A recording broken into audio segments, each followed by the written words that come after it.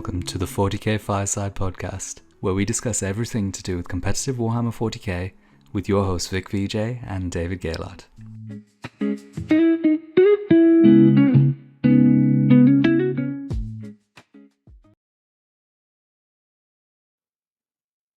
Bammo, we are back. Look at that. I got some sunshine on me. Look at that. It's looking ethereal over here. I just realized. Welcome back, everyone. Glorious. I believe that we're on episode number 70. 70. We hit the 7-0. 30 away from that big 100. But obviously, we've done lots of episodes. But yeah, 70 for the big main show. That's an achievement, I feel like. Amazing. Nice. Yeah. Awesome. Absolutely fantastic. Cool. Yes. We got a little bit of housekeeping first off, I guess. There's a little bit of backstory to this one, I suppose, that actually does impact the podcast. But I'm going to ingratiate myself and use our podcast platform for my own selfish desires there for a second. I get a lot of people probably obviously noticed through the podcast that we did the membership section recently, and we started monetizing the podcast. And I was doing coaching for a long time there. The reason that came about actually was because I quit my job to start my own tech startup about 5 months ago. And, I started doing some masterclasses, and Vic and I were then like, hey, maybe we should think about the podcast. We've been thinking about it for a while. And so that's how that came about. But the time has come now where I've stopped coaching recently, and I've launched my business, which is a huge achievement. I'm a completely solo, self-funded founder. I have like 10 years experience in machine learning and engineering, and I'm just going to go over it really quickly. I'm going to share this tab instead. My company is called Hollowdocs.ai, and it's a report management system. We've developed 3 main products, and if you're a business where, say, for example, you own a business or you work in a business that does any kind of report writing or any kind of bureaucratic tasks like that, we aim to kind of streamline that. So we've got products that like build documents from scratch, which is like a GPT interface into Word document with our custom editor. We've got orchestration tools and whatnot like that. The main part is, if you are someone like that, or you do know someone like that, we're in open beta testing. I would greatly appreciate it. It would genuinely mean the world to me. If our podcast has given you a bit of information over the time, or if it's helped you in the game, if you could just sign up for the open beta, even if you just have a play around with it, that would be absolutely incredible. Supply some feedback. I will be on it. I built this thing with my life and soul over the past, particularly the past 2 months. I've been probably working 90-hour work weeks, 7 days a week. So there's my spiel. Holodocs.ai. There'll be a link down in the description. Beautiful, Dave. Yeah, I'm so excited for you, and I'm sure this is a brilliant piece of software. For the people listening, that was a start that you did not expect. Thank you for all your support with everything, including our membership side. We started off as something that would kind of maybe support the podcast a little bit, support us a little bit, but actually it's grown into something much bigger than that. The membership side gives us an outlet to do deeper, more detailed things on people who are interested in particular content on the factions that we specialize in, or the more detailed strategy in Warhammer 40K. And our Discord's grown to the point now where the discussion is so self-flowing and positive. So if you do want to be involved with that kind of stuff, I have just done a deep dive into my Ynnari run. We're going to do a run through with it, but that's a super detailed deep dive of key macro strategy points for every single matchup that I had at the Sheffield Super-Major. Nice. What's our itinerary for today, Dave? What are we talking about? There we go. So we're going to chat through Vic and I were both playing last weekend, and I think we're both playing. Are you playing this weekend coming up? No, next one for me. The next one, the Easter weekend, and we're both playing Easter weekend as well. Cool. So I was playing a team event here with Boris, Brian, Lewis, Jack Type from War Masters, and myself. We were over in Saffron Slam. I'll go over that briefly. Then we're going to chat about the Dakka nerfs, the more Dakka nerfs, spoiler alert. And then we're going to go over Vic's run at Sheffield, and we'll be then answering some viewer questions, talking about the meta, where we think it's at, and stuff like that as well. Sound good? Perfect. Beautiful. Nice. Awesome. So actually, I went to an event that I probably haven't been to this type of event for a very, very, very long time. I don't think I've attended an event that was smaller than what would be 60 people in, like 3 years, maybe, like a very long time. I've always just kind of been this person that plays like the one tournament a month, which is the big Super-Major or something. And so since I've been grinding so hard on the business, I was like, let's like go somewhere, play a tournament where I can just chill out and like get away from everything. And so we decided to go to the Saffron Slam because they included Legends units. But Vic, what we ran into very quickly, we had this group chat, right, on WhatsApp with the team. We were like, oh, I could take this Legend unit. I was looking through all my armies that I own to see what cool Legends unit I could include, right? One thing I realized is that most Legend units are awful, but then I very quickly realized that I would actually need the Legend model itself, which is going to be hard.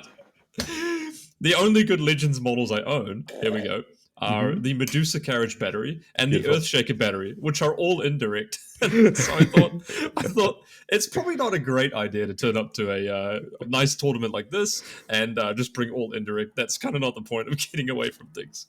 So I ended up playing the Mechanized Assault list. I did have Iron Hand Strack in there, and I was playing 3 Vanquishers and 2 Dawns. I think this build is low-key very, very good. I would love to play it some more into some tournaments, and there's a very good chance I either play it at Darksphere GT or I'm playing Deathwatch if I get the models in time to paint. But I think this build is very good. The combination of 3 Railguns and 2 Dawns gives you a really unique... I'll turn my phone off really quick. It gives you a really unique damage output in the sense that you have anti-tank, but you also have like volume and tough hulls. So that worked out really well. And that combination of points is actually not that expensive. That combination works out to be about 900 points. So you get 900 points for like 5 hull platforms, which is really good. So I had a blast playing that. Obviously, I went undefeated. This tournament was so great. Everyone was so chill. It's organized by a guy called Lewis Elms, who I've played previously. It's in the town hall of Saffron Wold, which is like a beautiful English village town. I don't know if you've ever been there before, but it was like 16th century original. Beautiful. It was a sunny day. It was just lovely, I tell you what.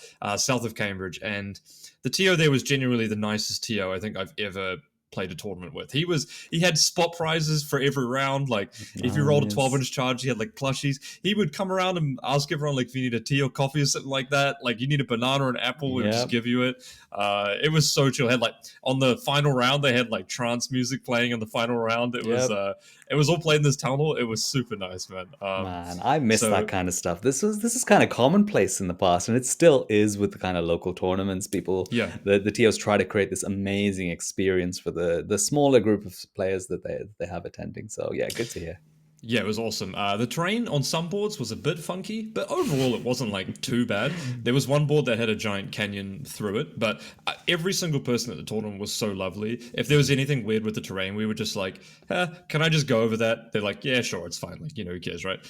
So it was really cool. I had a blast. Round 1, we played the Saffron Slammers, which I think is one of their local team. Creek 54th. I played... Will Fox on Eldari. That was a little bit of a rough one for him. I managed to get the 20 on that one. And then I'm going to slide through here really quickly. There were a couple of other teams that we knew as well. Well, here we go. 6 there you go. Alpha there. So I had the pleasure of playing Lee Jones there as well on the Orcs. He was playing the Warhorde, Warhorde. And that was a really good example of tank busters not being really as good in one of these shooting detachments. So I was able to come away with the 19-1 there. That was nice. Yeah, plus 1 to hit wound without rerolls is not quite the same as it without the sustain too. and you can just smoke as well, which is super effective against them. So that was great. He was playing Gaz and Makari as well, so I had the nice part where I could kill the Mega Knobs off, grenade him, then he has to take the damage on Gaz, and then et cetera, which was nice. Nice. Then I played a guy, I had a really interesting round. I played a guy called Rob Shadden here. He was playing the Kroot detachment. Strong. Yeah. Actually quite a bit better than I thought it was. He was playing 140-ish models. That wasn't a terrible detachment. Now, I got a 17-3 here, but he could have played it for a lot tighter than that. And it was the first time he had played, obviously, against like kind of my detachment as well, and my kind of vehicle skew. So really interesting game, actually. That's got some potential, that one, I think. Yeah, It depends 100%. on. It actually made the top 8. It came in 5th at the Sheffield Super-Major, the Crute detachment. Oh, And is that what the yeah, and I've Oh, seen how timely is that? That's awesome. I've seen it do really well at events wherever it's run and played Mhm. to a good standard. It's actually quite strong into a lot of the meta.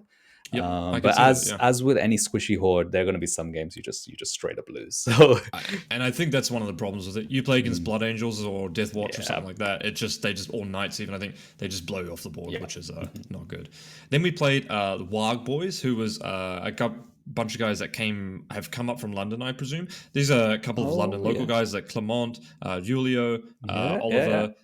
And I played Sam Baber, who was a Astra Militarum player. We Mhm. played the Guard Mirror, and he had a very good Hammer of the Emperor list as well. Sure. So got to play the Triple Vanquisher there, and Triple Vanquisher feels pretty good when you're playing against just like hulls, you know. Mhm. Had the old rapid ingress on the Vanquisher railgun because it's heavy, and then you hit on twos once you order it. So Beautiful, 1 CP nice. plus 1 to hit with the rapid That's ingress. the only way you So, hit with that gun. hey, when you got 3 of them, you know. And then last round we played against who do we play against? Blackwater Vikings. Lovely game. I played against Death Guard, just a stock standard Death Guard, 18 Terminators, Morty, and my opponent made 1 critical error, Vic. Okay. He failed the save against the railgun on Morty. No, you can't do that. Rookie mistake, mate. Of course, he CP rolled it and still failed. So I think I think 1 out of 5 that I shot actually Mhm. got through in the end. That's probably mathematically correct. So I had a blast playing the list. It was really fun, and big shout out. This is an awesome tournament. I would really recommend it if you want to go and play some fun for 40k. Lovely Very bunch of nice. guys in the summer. I think they've got a tournament in October. It's like sold out or something like that. Mhm. But if there's tickets, I would totally recommend it. Had an absolute blast. We had next time we won a ticket to the event as part of winning the event in October. And we're going to each try and take a Titanic model next time we play. So, Baneblade, Storm Shadow, whatever. Make a recommendation down below. I'll You're try gonna and have give to it to you. build one of those now. Yes. So, But Dave, perfect. what did you? I mean, you did mention about your list, but do you? It's quite an interesting question, really. Mm. To this kind of skew towards that core of heavy vehicles Mm. is something that Guard does phenomenally well. But you have other armies like Ultramarines kind of building a little bit on that premise as Mm-hmm. well. How do you think that sits in the singles meta? Your Mm. particular list design here. I actually think that this might be the best guard build out there. Oh, I genuinely spicy. think that. I've been Okay. harping on about Triple Vanquisher for quite a while. Sure. And I took it to a tournament. I've played a game, like a very serious practice game outside here as well. Now, notably, there's quite a bit of player skill difference from most people that I played, but it didn't really change the fundamentals of how I like could see the army operate. Hmm. I think this one is particularly very good. Now, you know what's strange is that I only have 3 transports, so I'm not really leaning into like a super detachment build, but I actually have a lot of total unit count. I have 5 hulls, but I also have 3 units of Ogren, 2 units of Kaskin, 3 transports, 2 heavy flamers, tech priests on top of that. So I have like another 12 units on top of that in Ursula Creed and 20 Catachan jungle fighters. So I Hmm. have, my total unit count is like 19 or 18. Yeah. So you actually can play the secondary mission because you got transports. You can actually dump guys onto objectives and then try and contest your opponent there as well. So I really like it personally. I would recommend people go out and try it. Just put just put the vanquishers on the table once, and it's a ballistic dreadnought, right? Like just put it on the objective. Whatever. The triple flamer guy was like MVP, of course. Nice. He must have killed like 30 crew in that game I played. Beautiful. Yeah, quite strong. I think in the meta, it sits really well. I think guard, obviously, now the deck changes as well. That's their biggest enemy, probably gone. Hmm. So I think guard is sitting really, really powerfully in the meta right now. But it's cool that there are actually quite a few viable detachments, I think, in there as well. And I think if you got any guard player, they'd probably say the build that I played isn't the strongest as well. So that's a nice way of looking at it, I think. Yeah, I love it. I think I think now that the bridgehead thing has gone completely, you're Hmm. getting more players playing into the actual strengths of the Hmm. guard codex, and I think it is very strong. And the concepts that I'm seeing being built around with those heavy vehicles, the Lehman Russes and the Rogel Dawns, and then lots of infantry, which does all these things, and completely avoiding melee because it doesn't really exist, Yep. is is fantastic, and I think it plays how God should play. and it's perfectly fine that it's really strong as well. It's good. You know what's interesting though is actually the list that I played is quite good into melee matchups There you go. because you have the reactive move transport, which is obviously that's basically the only matchup where the stratagem is good is into combat armies, right? But then you just have transports that get +1 to wound once they disembark as well. On top of that, Yep. there's actually a tech priest buff that gives you full rerolls to hit on a transport. So if you have firing deck with 2 Ogrins in them, you get 12 heavy bolter shots with your transport as Nice. well. So even if you get locked in combat, you just stay in combat sometimes. And yeah, I really, really love it. So I was having a blast with it. Fantastic. It was a bit tight on the CP, but tight on the orders sometimes. But Yep. as long as you don't lose a dawn like early on, your orders are usually fine, I find. Got it. Okay. Cool. Yeah. Shall we do Sure. you guys won this event, right? Yeah. We won. Yeah, beautiful. That was, Congratulations. that was fun. Congratulations. So What next about, thing is sorry, yes, what were you going to say? No, I was going to say, what about the recent news today? We Yeah, obviously the more had Dakka one army changes. getting nerfed, but an army also not getting nerfed, really, didn't we? You think about Yes, yeah. I mean, the entire discourse about this is something I wanted to chat about as well. So, for context, for people who haven't seen, more Dakka has taken a nerf specifically to the detachment today. So, there's been a few changes to the rules. One is previously you used to get sustained hits 2 all the time and advance and shoot when you go into the war. Now you get advance and shoot all the time, and you get sustained hits 1 when you go into the war. They also had a phenomenally strong stratagem, which you essentially put one of your units into the war for 1 CP. That's now been changed. the old 5-for-1 deal. Absolutely. So that one has been changed to 2 CP and specifically excludes grots from it. And then the final change was that they had a stratagem to ignore cover when you were within 18 inches of one of their characters and you're visible to it. Now it used to be for the entire phase. Now it's just for that one unit. I also don't even think you had to be visible.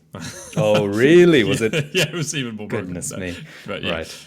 But Okay, that's been nerfed as well, so it only works for one activation. So right? that's a suite of changes. So, okay, the way I would picture this is imagine this detachment was released right now. We hadn't seen unnerfed Dakka. So you have advance and shoot with sustained hits 1 in the war. You have the ability to ignore cover once on one of your hammer units. And you have the ability to put your unit into war and also reroll wounds in melee if someone's on an objective.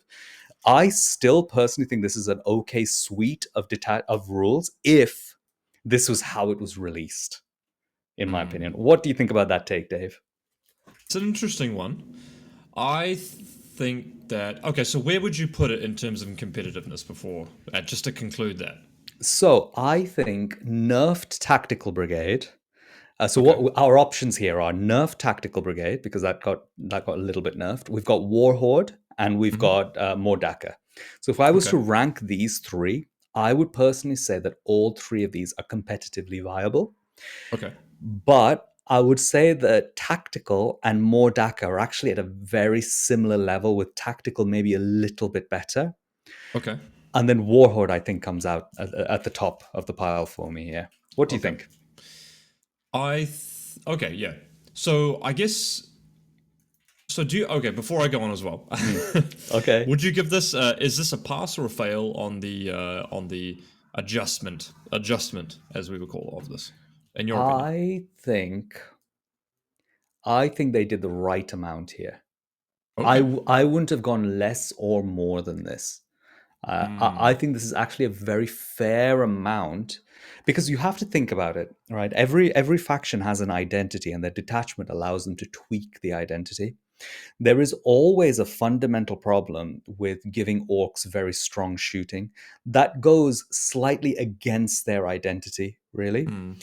And I'm very happy if this had released. It's kind of like, okay, here you can improve the shooting if you want to run a really shooty army, but it's not going to be too strong. It's going to be orcs with some enhancements on their shooting, and you've got your melee units. We here have one melee stratagem to go along with it.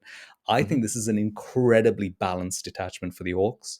And if this was, in their actual codex when it was released, I think this is actually quite a nice. Do they have a codex? Yes. Yep. Yeah, they do. They do. I think this was actually a completely solid and fair strategy detachment that would have got play if we. I think it would have been more Dakka and Warhorde that got played if this was released in the Codex. Mm. Mm. That was a very elegant thesis. It's going to be hard to top that one. I just think it's dead. No, I think it's completely dead. Do you think why so? would you play it? What? No. Like, it's fucking terrible. Okay, I'm There's gonna a good take. I'm gonna agree with you that it's dead, but But I know why you're going to agree with me though as well, because it's going to be dead because there's no reason to play it when you could take the other detachments. Correct. Okay, having said that though, I don't think it would be strong if the other two detachments didn't exist either. Because if you do the math on some of this stuff, on some of these changes, their damage falls like off a cliff, right? So that for me is a good indicator of like how much it's really impacted it, right? Like all of a sudden these units that were at like super key breakpoints no longer kill their target, which I think fundamentally shifts the way that your game will ever play. Yep. Because it is an army that once it comes down, you will be able to like deal with it. Now, we saw changes on every aspect of it, basically. I think we got nerfed. I think it got nerfed 4 times. If I'm like, there's 4 different aspects that that got 4 nerfed. changes. Yeah. I think they could have gone without. I think they could have gone 3 nerfs, and that would have been enough for me personally. And I don't even think I would have just changed it to. And the main change I would have made was they always get sustain 1, and then assault in the wild phase, and then the other changes would still apply after that as well. And I think that would be in an bottom A tier, but that's just me. Do you think it would be on par with Warhorde? No, so it's tough. If that for me at the moment is a little bit hypothetical. Yeah. But let's just go with the current changes right now. I do think Warhorde is definitely better, and I think Warhorde is actually quite a good detachment. Yeah, it's solid.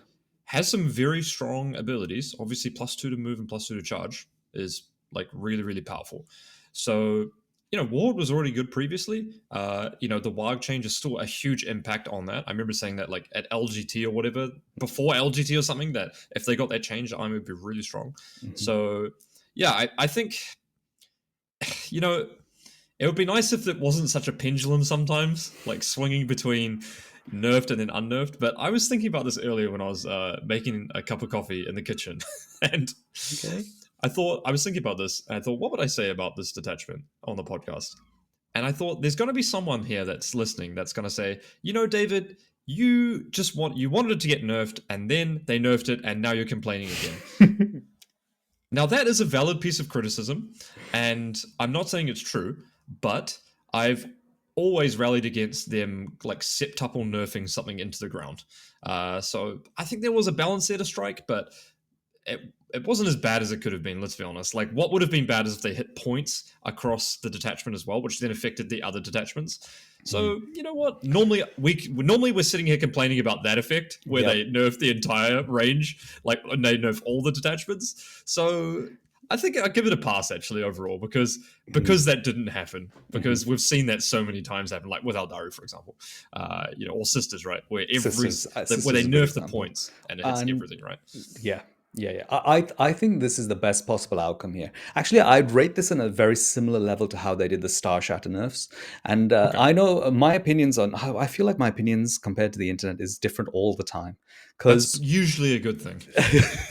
Because actually, I like to think about it like this. If Star Shatter was released now and more Dakka was released now, these are 2 solid detachments that fit a different kind of playstyle for the armies that fit within a band of being okay. These are good. And I love that. I think, more detachments at this power level is a great idea. So I just tell people, because I see a lot of discourse now being, Orcs got over nerfed here. But this more Dakka detachment was truly broken. here. Yes. It does. It doesn't even for some reason people don't even want to believe the statistics on this. Like even statistically, it was very very good, but it was stronger than the statistics show as well. Yeah. And you can choose whether or not you want to take that subjective opinion from people like us who are saying it. But that's going to be my hard view here, is that it was broken and it's nerfed down to an okay level. And I don't think it's completely gone. I don't think it's like Legion of Excess gone. I don't think it's like Sisters gone. I think it's Hmm. like Star Shatter gone, which is actually the perfect level down. Okay. And the fact that Star Shatter and Mordaka took quad nerfs and end up in the OK band tells you how strong the initial writing of the It's true. Yeah. detachment was. Yes, I think I probably overreacted a little bit on Star Shadow, but it was still It was funny. extremely strong. Uh, I mean, to be honest with you, I do want to maybe do a video of me like actually playing it pre-nerf, because like that was really really good. Anyway, Yep. a little bit Yep. of a tangent there. Mhm. I think that's a really good take, man. I think it's a good take, and yeah, I think they're in a. I mean, Orcs are still in a really good place. I mean, they have so many good fundamentals of a fundamental army, right? They have cheap units, cheap transports. They have access to shooting and combat. It's they are very similar to Guard in some ways, right? But they're just like flipped on the inverse usually, right? Mhm. Like they got tank busters, which are like the Bullgren for Guard, right? That Mhm. were good at combat and Guard, but tank busters are really good at shooting and Orcs, right? So that Yeah, was like, crazy good. yeah, but Orcs are obviously like very good at combat, right? So Mhm. they have that fundamental principle about them, which is really powerful, I think. Yeah, yeah, yeah. And do reward players for playing them well. So yeah, Absolutely. it's good. Now, my other point, the other part of the internet discussion, which I found Mm. actually quite frustrating here, Oh, was you get in frustrated when you read internet oh comments? my god, because I was reading about these Dakka changes and I read the Dakka changes before I read the internet. So I was Mm. like, you know what? Actually, let's think about this context-wise. This ends up as a detachment that can be taken and played at a tournament for a Okay. decent mid-table result. And then I looked at the comments and I got a bit confused when people were defending, saying, "Oh, this is over nerfed. Like they should stop doing this, etc., etc." And then half of the comments were like, "Why isn't Ynnari nerfed as well?" So this frustrates me You're because in a tough position here now, man. I Because you am. just 7-0'd, so I know. I just you 7 fucking 0. watch yourself. Now I'm going to tell you, Ynnari is a good army, but I think people would have been so. And some of the comments were even like this. I would rather lose round 3 to Dakka than play until round 5 versus Ynnari.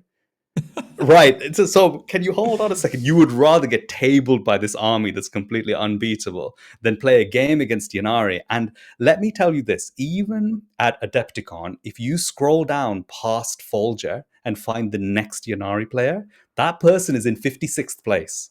Okay. Okay. Yeah. And and even at this tournament, there's me, and then there's the next Ynnari player is like 12th, and then it just doesn't exist after that. Now, statistically, Ynnari are brilliant. They're sitting in that band of like 56 to 60%. They're I mean, getting that's loads of obviously too 4-0s. strong, right? That is too strong, Okay. correct. But my point I is, gotta be I gotta be like the voice of the people here to hold you to account. oh, No, I'm because just kidding. because I would love Ynnari to get nerfed. Actually, it would have been perfect for me if Lethal Intent particularly got nerfed in this particular pass. But what Mhm. I don't agree with is Ynnari being put on the same level as Mordaka. Oh, because completely agree. because Yeah. I think there is a gulf in power level between the two. Ynnari Yes. sits within an A tier, which consists of a huge variety of armies that can all play against each other. And I'm Yep. telling all of you listeners out there, you tell me you may not enjoy playing Ynnari, but I bet you are also beating Ynnari on the table with some of Yes. your armies.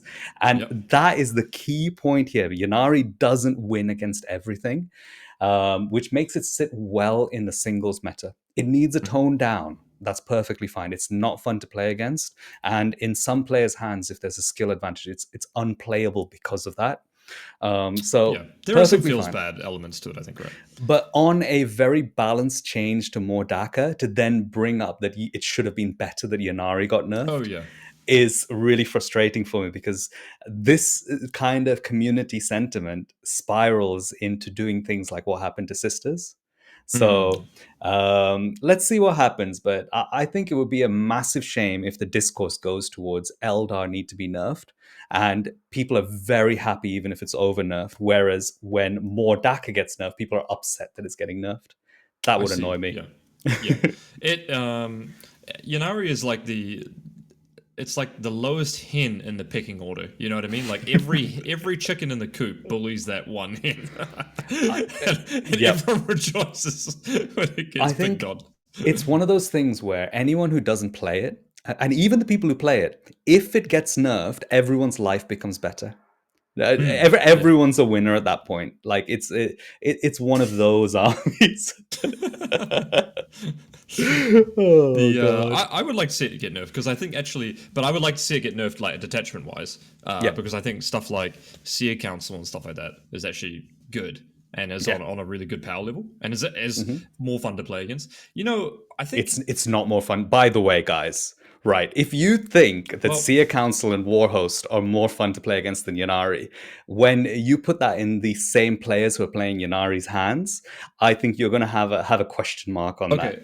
I was going to preface this with one thing. Mm, I really hate the battle. Okay, I think the battle focus token mechanic. mm, This is a bit of a tangent, but I think battle focus mechanic needs to like reduce in number of tokens as throughout the rounds because I don't really understand why you get 4 on turn 5 when you have like 3 units. That just feels weird to me.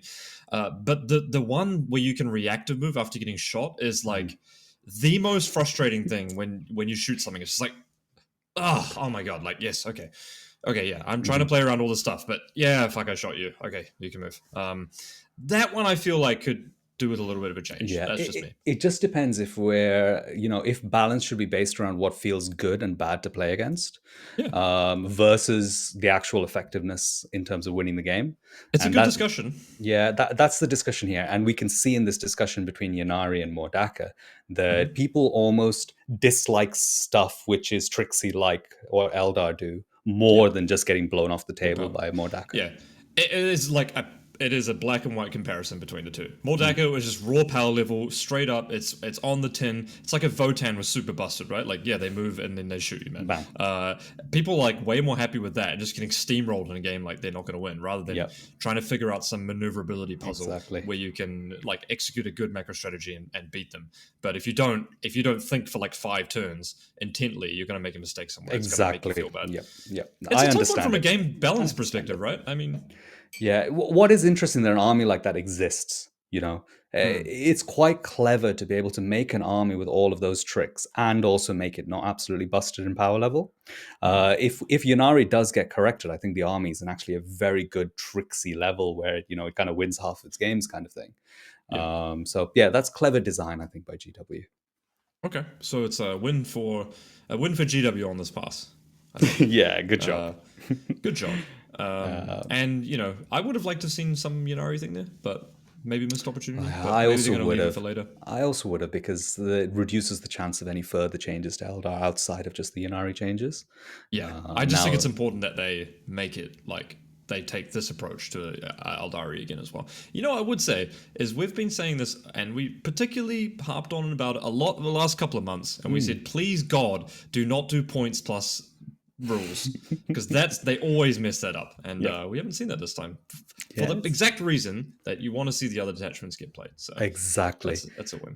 Here's my hot take. I think if Ynnari gets nerfed, they need to put points buffs on some of the units in Eldar. Okay, what would you? I think Warwalker could come down. Yeah, Warwalker, Fire Fire Prism, Prism, yep. Dire Avengers, Hmm. and I think the Wave Serpent is overcosted at the moment. Wave Serpent. How many Wave Serpents were you playing? Wave Serpents, I was playing 2 in Aspect Host, but they're Okay. 125 points. 125 is quite a bit.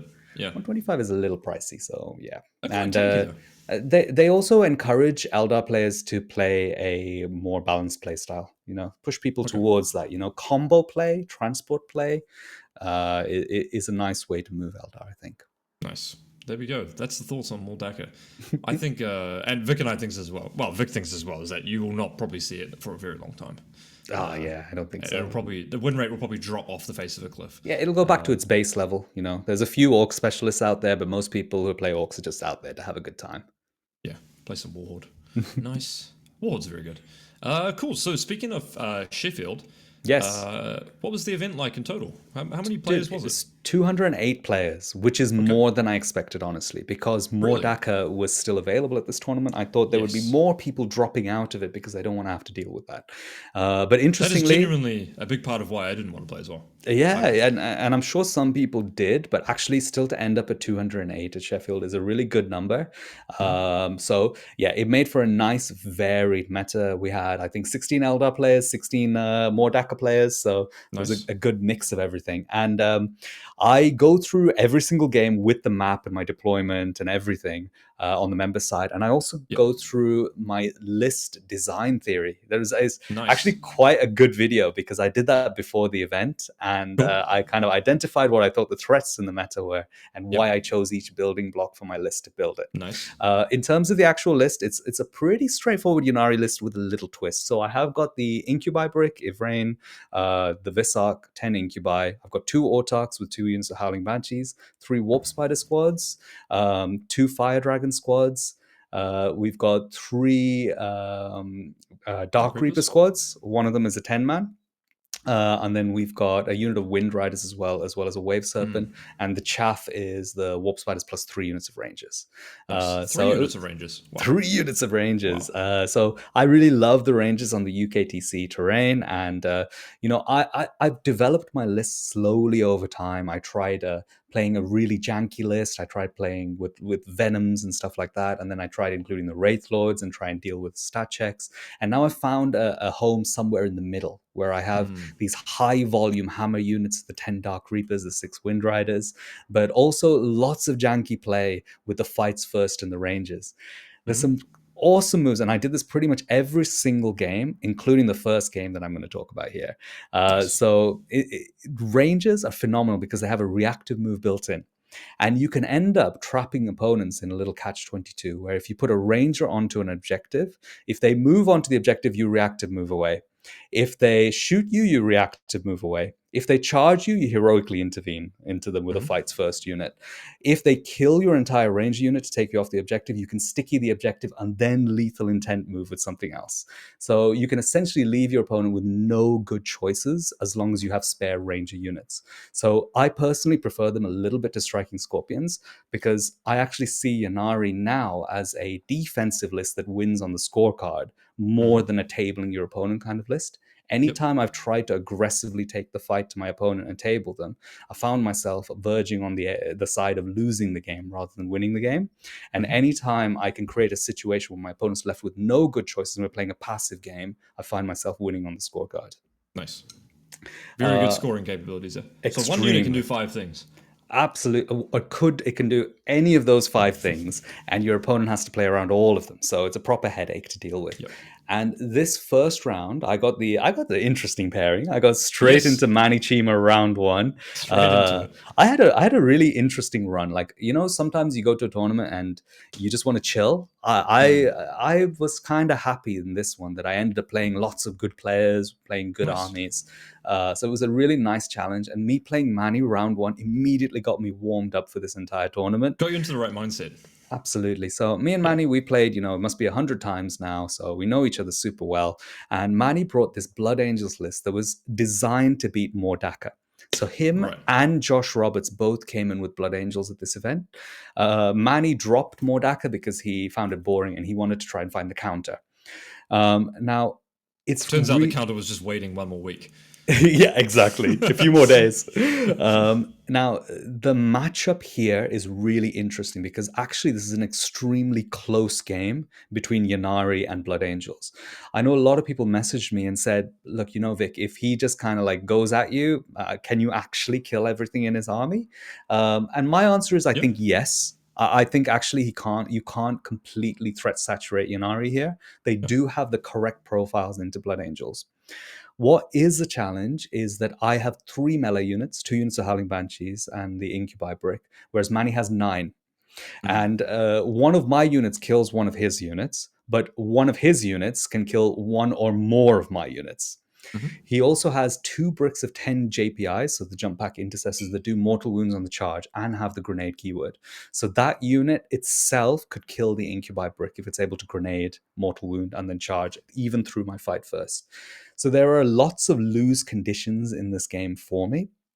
And me and Manny played an extremely tactical, slow game where we ended up trading our little pieces.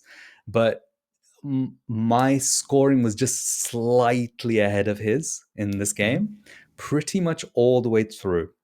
There's also a big factor to be said that I've played now 3 tournaments with Ynnari, and I've been constantly talking about it on the Discord, whereas Manny's just jumped into the Blood Angels.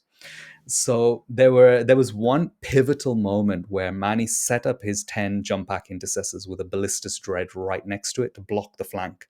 He stayed an inch off the wall all the way around, and kind of just set everything up.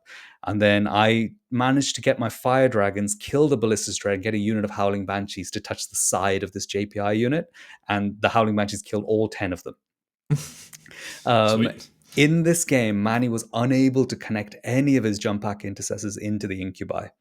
And that really is the win condition for Ynnari in this one. And ultimately, it ended up with me getting a small kind of 15-point win in Nice. this matchup. Yeah, Smashed it. That's a good start to a tournament. absolutely. Yeah, it was Absolutely smashed it. quite cool to play Manny round one, and it got me really warmed up for the rest of the tournament. So as we went into this, I think the next one is into Aspect Host Eldar. So this is Mark Artley, and this was Mark's first tournament. Okay. And he brought a really cool list, triple Phoenix Lords and Wolf Spiders. And in this game, he got first turn. And, sometimes when you have 24-inch moving units, you just see red and you just send them. And Yeah. Mark just sent them. And then as soon as he sent them, he finished shooting some things, and he killed half a wave serpent, a few fire Yep. dragons, something like that. And he said that probably wasn't a good idea. So all of the warp spiders died. And in any Eldar mirror, the warp spider is the pivotal aspect, determining who wins the game. So this was Purge the Foe as well. So as soon as the warp spiders died for him, my warp spiders were just free to run around. One unit of warp spiders kills an entire Howling Banshee Autarch unit. They're so brutal in the Eldar mirror. Nice.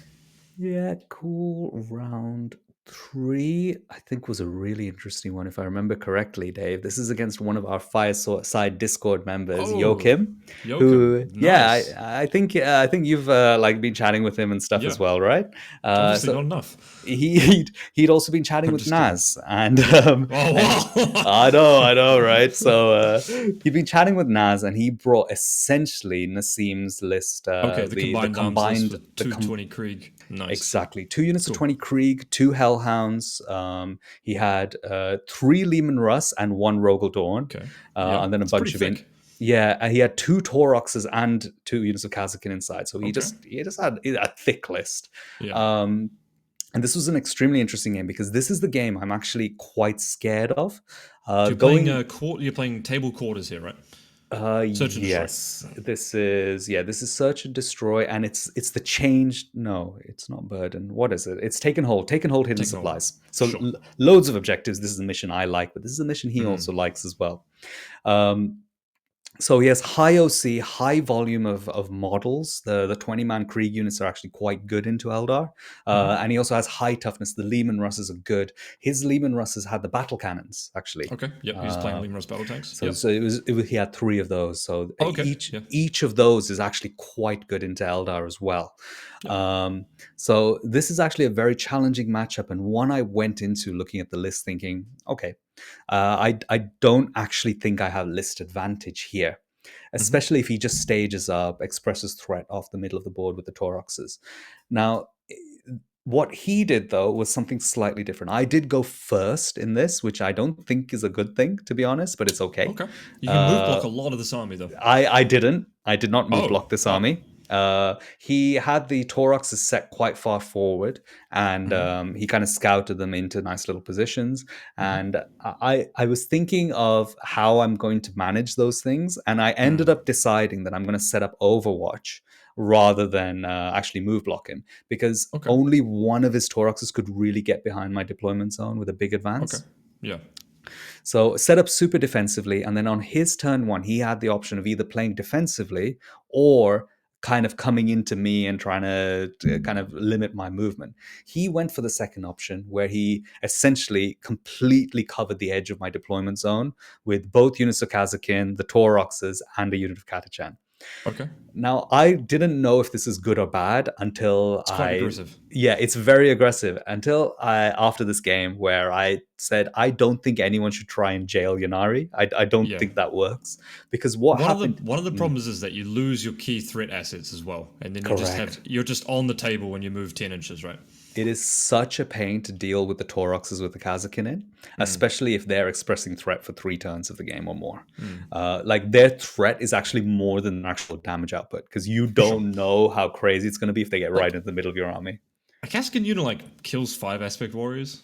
It's not like Yeah, crazy. Yeah. actually, it doesn't do too much. But then you think, okay, but then if they can use their melter mine, throw Yeah, and grenades, all of grenade. this stuff, Yeah. that actually becomes a pain to deal with. Hmm. So you want to try and avoid that. And he gave me the chance to get out of having to manage that for the game because then Mm. I killed everything in front of me, and more importantly, if he'd played defensively, I would have had to trade my pieces to kill his stuff. I would have Hmm. had to go in, use a unit of fire dragons to kill a Taurox, and then a unit of warp spiders to kill the Kazakin.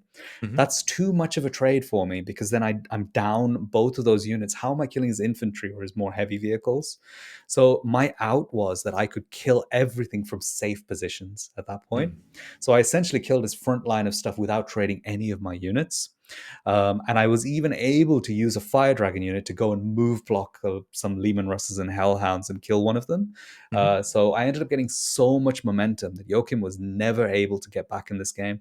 And you can see the score here. He was never able to push me off anything.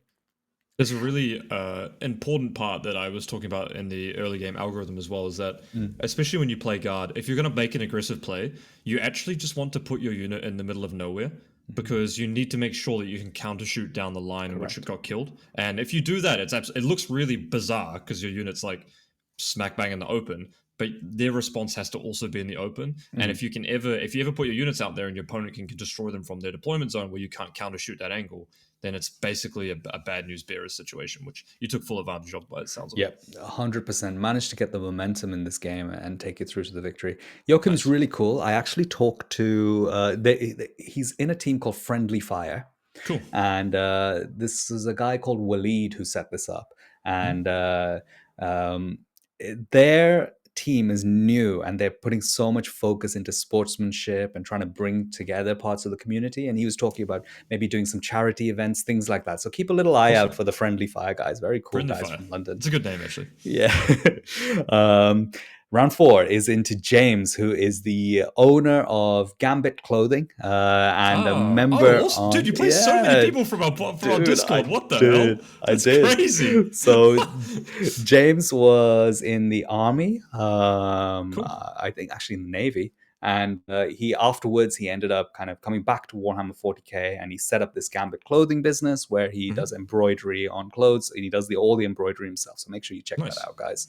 And James talks loads on the Fireside Discord, so our lists were pretty much identical here. Oh, Um, so he just had a slight tweak where he didn't have the Dark Reapers and he had 2 units of Wraith Lords and a Storm Guardian unit instead. And actually, okay. in the mirror, It's quite good in the mirror, I that's thought. quite good in the mirror. Yeah, Mm. that's the change you'd want in the mirror. So me and James went into this game. He was deploying beautifully, putting all of his bits and pieces in different spots. And one thing I've realized in Eldari mirrors, and I even remember this from LGT time when me, Yokel, and Brian all brought the same list. This game comes completely down to how you use your warp spiders. Mm, yep. And just like Brian and Yokel, he'd set his warp spiders a little further back, and I'd set mine right up against the line. Hmm. That allows you to express so many more threats and angles. Every warp spider unit I deployed, I measured it to make sure it could just about get behind a ruin. And Hmm. on the UKTC boards, 26 inches just about tucks you in behind ruins as long as you deploy in the correct place. Hmm. So he had first turn. This is on Linchpin, and he moved around a little bit. He didn't send anything. He played it quite slow and safe. On my turn, I sent 1 unit of warp spiders in. with the express aim of stringing out to look at 2 of his Warp Spider units and try and kill 3 to 4 models in each of those units. I got the Yeah. split exactly right and managed to kill 4 models from each of those units. So they were both Damn, down to sweet.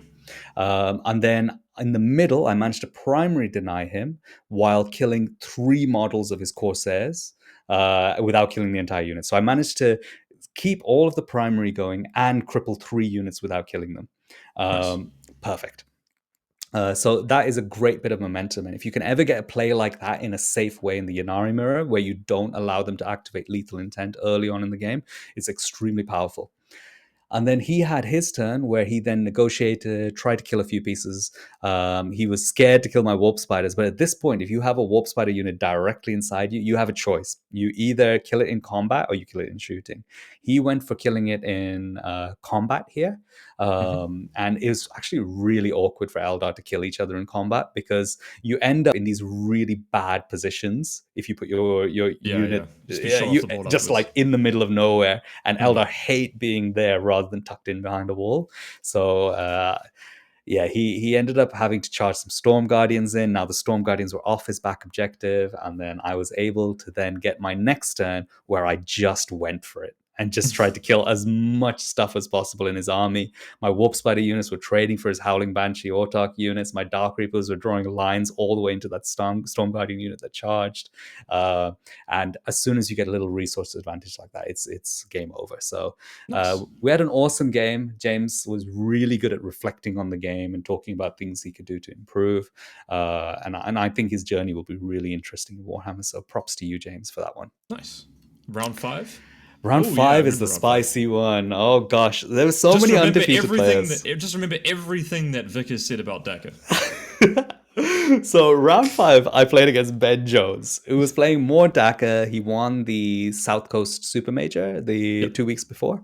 Yep. So Ben made some tweaks to his list after talking to Brian. He's added in this unit of 10 commandos to make That the was game my even. idea. I'm Was it just put you? it out there. That was my idea. Yeah, he talked to Brian, who talked to Dave, who was the mastermind behind And putting Brian these. said, that's not a good idea, David.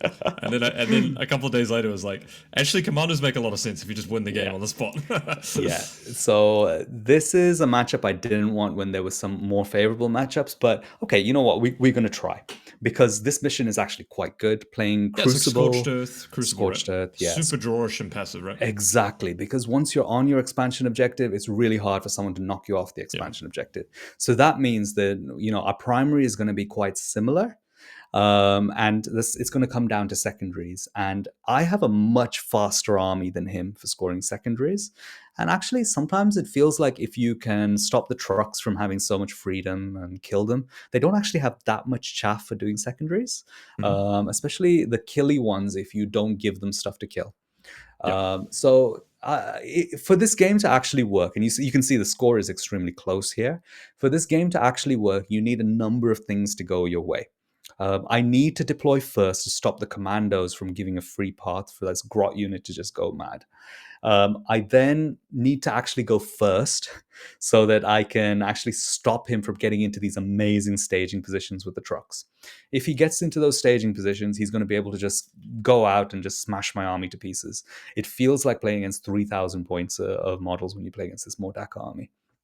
I managed to deploy first, go first on a good mission, and I scored beautiful secondaries all game. It was glorious. I didn't miss a single secondary in this game. It was phenomenal. Nice. So turn 1, I managed to block him in with a unit of 5 warp spiders and a unit of 5 rangers. And then between shooting and overwatch, I managed to kill pretty much the entirety of this grot unit while also stopping his trucks from escaping at all. Then did you have a question, Dave, on that No, one? I'm listening. I'm listening intently. And then after that, he managed to charge into my 2 little units that I'd used, try and get forward a little bit. But I had then staged my entire army behind this middle ruin. So then I used both of my units of fire dragons and the wave serpent and another unit of warp spiders to repeat the move block again. And then killed a few trucks as well. So now the front units were on the board. He had some phenomenal strat reserves. The one unit of looters coming out of strat reserves and one unit of tank busters were an absolute pain because I can't allow that to shoot into my Yvrain brick. So I constantly had to keep throwing resources away to screen. Now, if we add up the number of resources I was using here, to screen every turn, I have to use 2 units along the board edges, and then I have to move block with at least 2 units. And on turn 2, I use 3 units to do that. So I'm bleeding you. I bled half my army just for move blocking him and screening him, if not more than half of my army. So I could only repeat the move block on turn 3, and that was it. Then I'm out, and I actually had to use 10. No, I couldn't even move block on turn 3. I could only screen the reserves. I had to use the 10 Dark Reapers and a Wave Serpent to block out his reserves on turn 3. But if you look at the game now, we only play for 5 turns. If his deep strike threats, his strat reserve threats, are pushed so far back, they're pushed basically to the edge of his deployment zone, if not inside his DZ. By round 3, he then has round 4 and 5 to come forwards, and you're not getting anywhere by round 5 with this army. It's quite slow.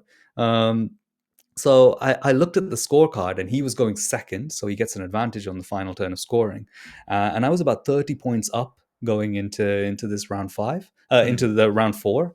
And it actually looked really good for me. So I ended up just taking back all of the pieces I was planning on throwing away and just hiding everything, and took it all the way to the end to get a small win.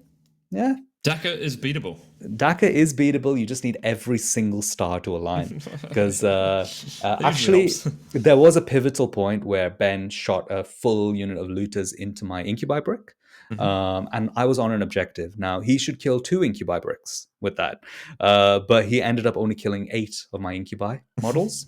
I passed a lot of saves, man. Like a lot. and then I ended up surviving. And by the end of the game, that was a full unit again. So because the resurrection. yes. Yeah. So I got away with a lot of things in this game because Ben is also really, really good. Like I've been playing Ben for years, and he just keeps getting better and better. And he's won 2 super majors now. He's a top level player. Nice, smashed it. Lovely. That was round 5. Yes, round 7. I'm round 6. I managed to make the cut here. Everyone undefeated makes the cut. So I was playing against Greg Chamberlain with the leagues of Votan, and Greg has never made the cut before. But Greg's a lovely guy, and a Team England applicant. Yeah, he's been 5-0 at so many of these UKTC events. Oh, yeah. You know what, then? Shout out to Greg Chamberlain, because you're someone who is definitely affected by the changes. So good on you, man. I think these changes are fantastic. I've been begging for these changes for like years and years. So I think it's cool that we get to see more people play. I think it's fantastic. Yeah, me and Greg played an awesome game on, unfortunately, this was on Burden of Trust. So Burden of Trust got removed from the first 5 missions and was left in this one. Burden of Trust is a decent mission for Ynnari, to be honest. It's not bad at all because we can really... First or second in this game? In this game, I went second. Which I'm perfectly fine with. So he ended up scouting really aggressively with his Sagittars onto both my expansion objective and his expansion objective. That Sagittar behind the wall on my expansion objective was unkillable. It just is just impossible to deal with.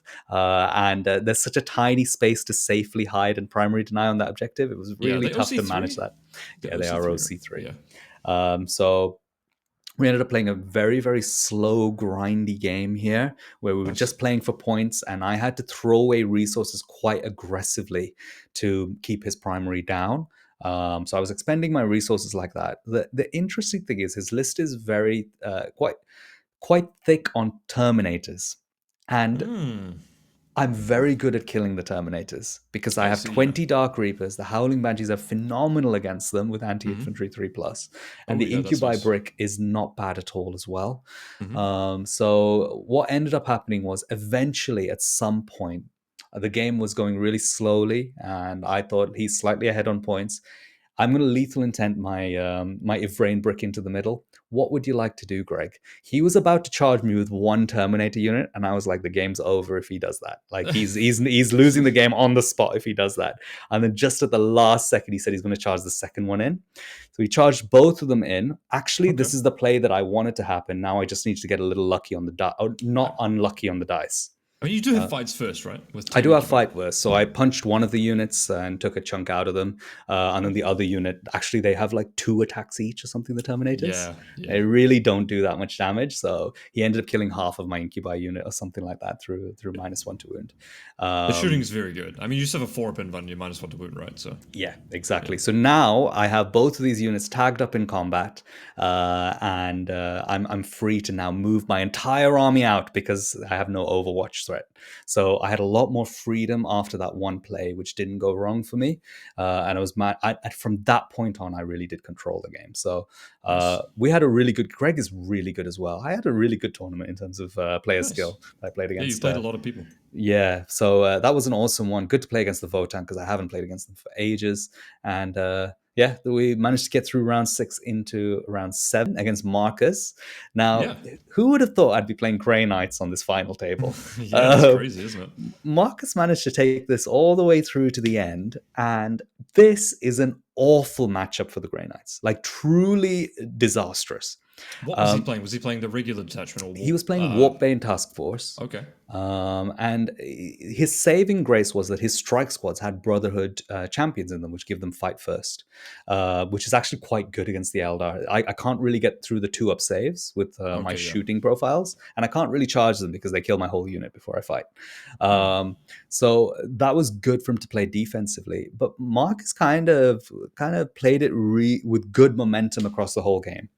He, I, I actually thought I'm going to win this entire game without doing anything. Mm. But what actually happened was he charged a Nemesis Dread Knight into a Wave Serpent, failed to kill the Wave Serpent, and he was just sitting there in the middle of my DZ. I thought, now I'm definitely winning the game. Like, there's Yeah. just a whole resource for free there, and I still controlled my objective and everything. Um, but I tried shooting it with some Fire Dragons, some Dark Reapers, the Wave Serpent itself, all of these things, and it just didn't die. He just passed so many 4-up saves.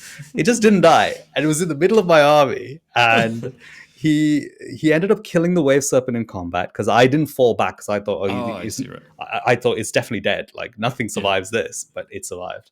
And then from that point on, the game went crazy because the units inside the Wave Serpent piled out of the Wave Serpent, and he was able to deep strike in and shoot them. Whereas if his Nemesis Dread Knight had died, he would have to kill the Wave Serpent first, and then I can decide where I put my units to keep them safe from his shooting. Yeah.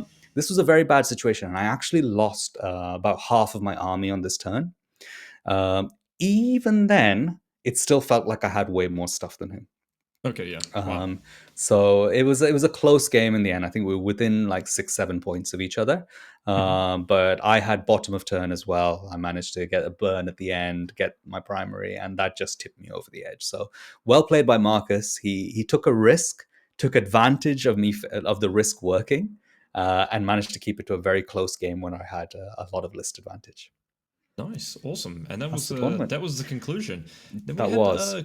Gustavo from our Discord as well win the tournament with combined Yes. arms as well. He was playing the Nassim style 20 Krieg, 15 Scion combined arms list as well. So good on him. His first win, I think, as well. Yeah, he won. At the end, he was like, "Oh, I'm so glad I won a GT," and we all just like, "Gustavo, dude, you won a super major. Yeah, that good on is him. insane." So props Seven to rounder. Gustavo. He got the 7-0 as well, and he came in first place on the battle points. Well deserved. He absolutely smashed it, Nice. and he even managed to beat Josh Roberts actually Yep. on the Blood Angel. So Crushed him on the Blood Angels. That Blood Angels list has obviously lost a lot of power after the Oath of Moment change. yeah, yeah, I yeah. But mean, I think Manny also lost 2 games. Josh also lost a couple of games. So yeah. yeah, Blood Angels were not the answer in this one. Ooh, bloodless angels. No, not as thick anymore, I would say. Yep. Nice. Awesome, bro. That's Awesome. a sick run, man. It's so Yeah, cool that you got dude. to play a bunch of people from the Discord as well. That's awesome, Yeah, man. it was really Fireside cool. community coming out strong at the moment, you know? Yep, and props to them for telling me to run 10 Dark Reapers. That Yeah. unit was so good all tournament. I loved it. And before people tell me, oh, it's only because you're on UKTC, it will be just as good on Games Workshop terrain. All the people, Dave, I have a rant to say about this one. All Oh, the yeah. people who said that GW terrain is so different to UKTC. GW is even more open than Even UKTC with more its open. firing lanes, Yes. Oh, both my word. onto objectives and down the sides. So, yeah, Oh, my word. GW yeah. terrain at the moment is quite lacking, I'll be honest with you. I've been playing quite a few games on it. And, yeah, like, you watch any tournament that's being streamed in the USA, with Joe from War Games Live or something, and you're just like, huh? Every objective's in the open. Yeah, Well, that's kind of tough. any comment about UKTC being good for shooting, if that is the component of the army you're trying to compare based on terrain, it will be good on GW as well. Yes, The 100%. Yeah, WTC is the one that is significantly different, in my opinion. yeah, For example, the 10 Dark Reapers, they won't really work anywhere near as well on WTC terrain, but they will certainly work on GW terrain. yep, yeah. WTC terrain has a lot of big ruins where you can stage very close to your opponent's objectives. And the ruins go right up to the edges of the board, so those Yep, firing lanes are removed, which they're yeah. not You in can GW. you can actually see why knights do really well in GW as well. We had Jack playing knights at the Saffron Slam with us as well, and like that army's just like straight up like a Imperial Knights, 3 big knights with the Skitarii cohort for Grotmus attached or something like that. The army's just like perfectly fine. So when you combine that with the fact that you can step onto terrain plates or step onto like touch into ruins with big knights, like it's the shooting angles are quite powerful. You know what's very telling is that statistically, both Chaos Knights and Imperial Knights are pretty much, if not at times, better than Ynnari. Okay. So there are times where the stats kind of fluctuate between them. The the conversation about Knights is so weak compared to the conversation about Ynnari. Yeah. I think, honestly, the play experience of losing to Knights is bad. Is really bad. That is an awful army to play against. I'm gonna go with a hard disagree on that Okay, you don't mind playing one. against Knights? I don't mind playing against Ynnari as well because I've played Eldar, so I sort of understand it. But I think it feels a lot worse losing to something that catches you out. It doesn't really matter what the Correct. army is. That's Yep. the experience you're trying to replicate, right? Like losing to something where you're just like, God damn it, like you have to mentally tax yourself. Because I think a lot of players they like, they go to like rounds 3 and 4 and 5, or they like turns 3, 4, 5. They want to cruise, like they want to just be like front load all the thinking at the start of the game, and then like let the game kind of play itself out, right? And Ynnari doesn't let you do that like at all. No, to So be honest, I don't think Eldar lets you do that. It's a right, exactly, that's right, an yeah. Eldar problem. Exactly right. So I think a lot of people like, yeah, I think, yeah, it's like knights. At least you kind of know like you lost. I mean, knights you can still outplay, right? Like you can like move block knights really well, right? It does let you have that expression. You Whereas know, you Dakka know, was like really hard to move block as well. Knights are awful on the mid tables. They're so Oh hard yeah, to beat on the mid table. So I just I can't understand more people not complaining about Knights, to be honest. yeah. Well, Yeah, apparently it's fine. Whatever. UKTC is a little bit worse for knights because we don't have the terrain plates, and actually Yeah. knights function better with terrain plates. For example, the small ruins, knight and an armager can't actually step wholly within that and shoot out. So that's actually worse for knights. If that terrain plate was like an inch bigger, they would actually be a lot better because then you could step onto that small ruin and then shoot out, which would actually be really good. But anyway, that's the terrain run. Nice man, that's a super Nice, sick dude. run, Yeah. Ynnari. Pretty OP. 7-0. Yeah, I agree. A little too strong. Just a lethal intent move, really. Yeah. There we go. Nice, bros. Let's wrap it up with some viewer questions. Yeah. As we do nowadays. Usually, I just say before the before the episode, I talk to the guys on Discord and say, "Hey, we're about to record. So if you have any questions, why don't we kick it off with." Psydoc is asking about the Gormonger Kill Team datasheet. That's the infiltrators for World Eaters. It's going to be a game changer, you reckon, Mick? Or Yeah, so I read the datasheet today. I think it's actually really good. That's a really yeah. solid datasheet for 85 points. It is a chaff piece because it doesn't really do much damage. But it's really just having an infiltrating unit is a big advantage for them, isn't it? Yeah, I would Because say it doesn't really change. I don't think. Okay, let me say this. I think most of the games that World Eaters players lose are when they just all in a good player on turn one, and then the good player activates their whole army. Then you lose tons of stuff, and then you can just never catch up. So I think it'll increase the win percentage, but I don't think it'll fundamentally shift how the army works. yeah, I Because you guess shouldn't really ever be all in your opponent early on anyway. there's a little bit of a problem here that I don't understand World Eaters enough to understand the Yes. implications of this. I bet if you ask like Anthony Vanella or something, he says if he says this is an amazing unit, it's probably because it has a clear application to their game plan. Yeah. But looking at it from a inexperienced eye, it almost seems like it helps you scout move forward. But you're absolutely right. You kind of don't want to go crazy with it anyway, do you? Yeah, I think it helps you scout move like on GW boards. I can see it being a lot better because you can like you want to scout move into forward runes and then so you can hide on the big terrain plates. So I think on GW boards would be a lot better than UKTC, for example. Sure. Next question. Dave was asking, Dave, specific. How do you feel? How do you find less competitive team events? What are the good and bad parts about the? What are the good bad points against an event where people are going for the win? Also, congrats on winning. Uh, for me, I genuinely just been working so much that I really wanted like a weekend just away from everything. So that was really, really fun. And it was actually like I could actually just turn my brain off, which was good. Like if you go like play a tournament like Sheffield, for example, it's not really like time off it. Like you come back, you're like super tired on Yeah. Monday. Like you can't really get much done on Monday. Like, let's be Yeah. real here. But I came back, I got home at like 7 o'clock at night or something like that. So Beautiful. that was really nice. Boris drove us like car ride with my friends. So yeah, it was nice. And I had really good fun playing the list I wanted to try out as well in person. So really awesome. I had a great time. Yeah. Nice, man. You Awesome. just gotta like we all just went there to go and have fun. And that was like the most important thing. We did random pairings for everything. Like we just rolled dice, even for the tables that had different terrain. You just play what you play. So that was really fun. Someone asks, would be interested to hear your take on the current teams meta up to the ITT. What are you seeing in the 5-man teams construction that aren't being seen in singles? Any interesting developments in the team events seem to be becoming more popular? What do you think, Vic? Do you Oh, have any thoughts on teams, or you want me to run with it? I think you're the team. Well, we've got Emperor's Children coming out, which I think is going to be a very interesting addition to. Is that going to be there for this ITT? Yes, I believe it will be. Yeah, I think for that's a sure. very good army for fives, personally. Yep. Yeah, I think the environment for fives nowadays is you definitely want to have a strategy for the early pairings in terms of first defender. You want to have a very good list that can have one bad matchup in your second defender slot that you can put down a second defender once you remove a bad pairing for it on your first defender. So you want to have probably one gun line as well so that you can play on more open boards for your first defender. That probably looks like guard right now. Any of the lists are really good there. Combined arms is probably the strongest if you can always get the board. And then as long as you're playing a very good army, I would say that's the most important part. There are like 12 different viable armies, so stick with your player experience on that one. Out of that, probably have the one player you're trying to set up for big wins in your second slot as second defender. Then have one player, at least 1.5 players that you're going to be like playing defensively and that can like score you points and be up against the first defender. So like a lone operative type list, or even having 2 lists that have lone operatives to be able to attack first defenders could be quite good as well.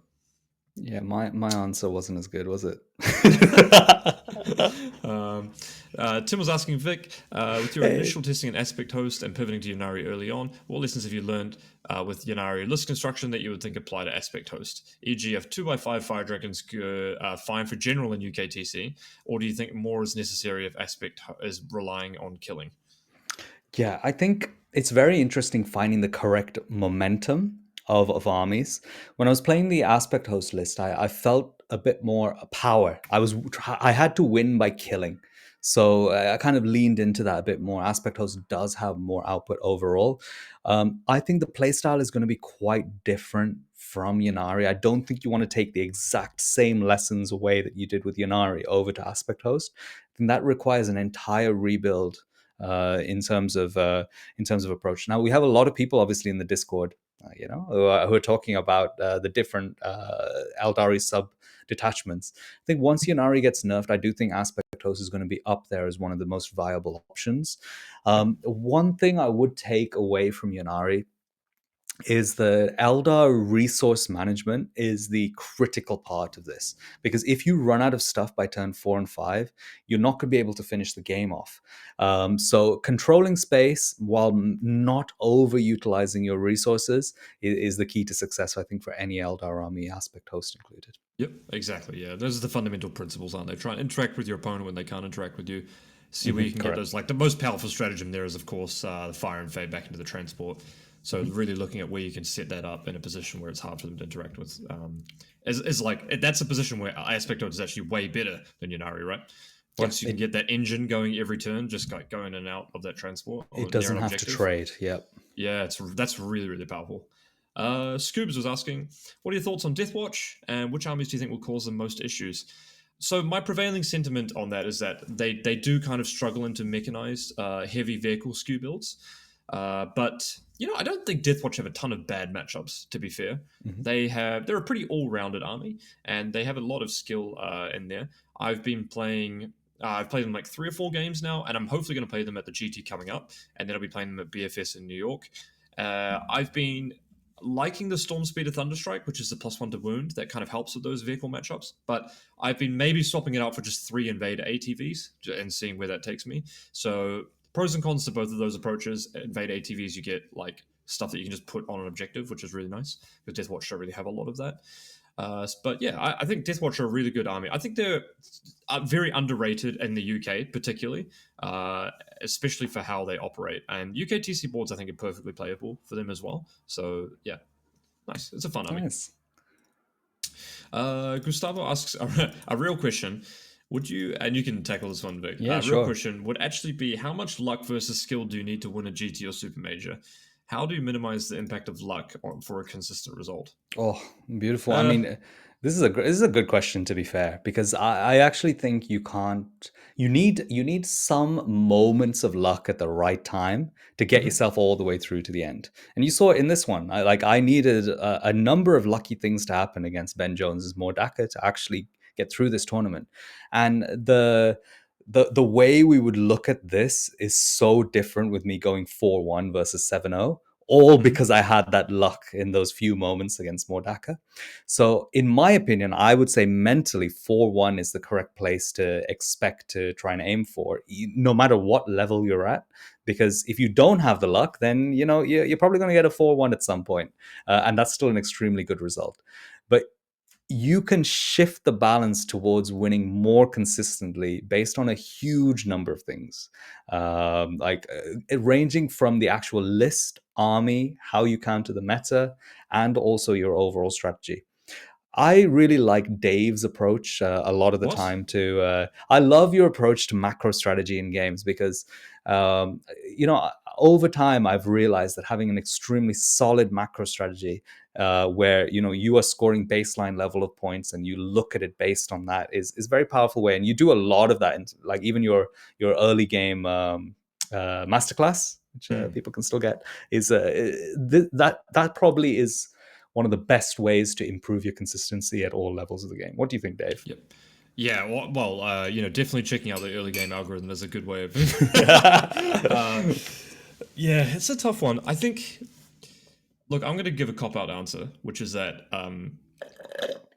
you do need to get lucky, but it doesn't actually matter. What's more important is how you reflect on your wins and your losses, and you can. It's actually sometimes correct to say I got really unlucky in that one, and that's why I lost. But the real trick there is understanding when it's applicable, right? A lot of people say, "Oh, I just got unlucky, that's why I lost." When in reality, that's not why they lost, right?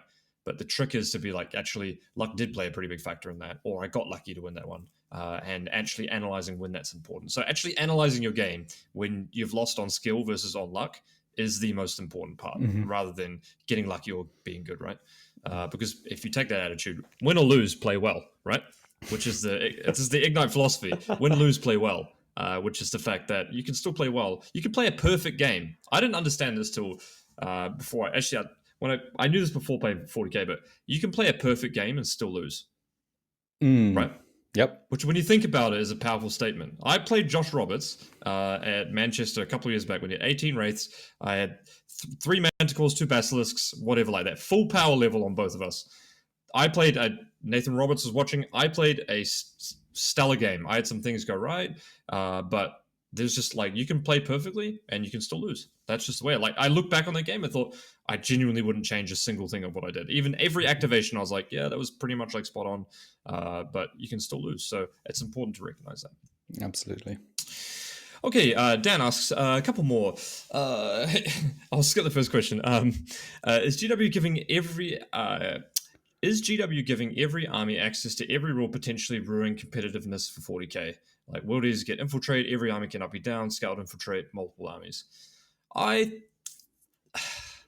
Is I that can true see though? Is it I can true? see. Yeah, I think there's a lot of copy and paste. I think that's Mm. a prevailing sentiment. There's a lot of copy and paste on abilities, But at the same time, I've been really impressed by the codexes that have come out recently, and I think the detachments that they've done have been really good.